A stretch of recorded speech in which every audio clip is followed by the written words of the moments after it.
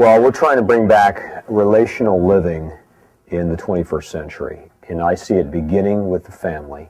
As the hearts of the fathers turn to the sons and sons to the fathers, as we begin to see relationships renewed in the family life and a reintegration of family relationships, you will also see these families constructing churches that will emphasize relationships as well. We have lost the idea of human beings living in accountable relational connections with other people. The state has replaced our social relationships, and now it's for us to replace that statist way of living and thinking with a biblical way of living and thinking, which involves crossing the generations. We need cross-generational churches. We need relational pastoring. We need discipleship. We need shepherding. We need to replace university education with the kind of education that was used in the church for the first 1,000 years of church history, before the secular universities were created. And that was a discipleship form of learning, where the instructors, the teachers, were really disciplers. They were like Christ, who found 12 disciples to be with him for 3 years. This was not a university program. This was not a seminary. This was a discipleship program, where 12 disciples were with a teacher.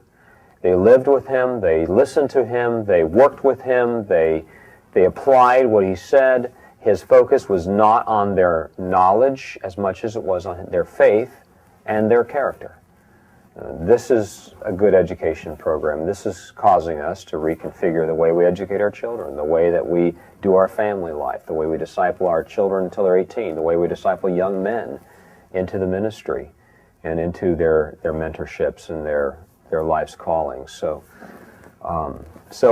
we're talking about a relational form of living, a relational form of doing churches. We want to bring hospitality back into the church.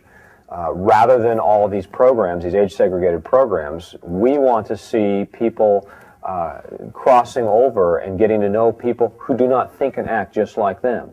See, there's a difference between the slotted form of programmed life where you interact with people who are 25 years old, they've been through a divorce, and now here you are in the same divorce recovery workshop for 6 weeks or 6 months until you no longer fit the criteria, the very narrow criteria of what is required for you to participate in that small program. Well, biblical life, relational life is different.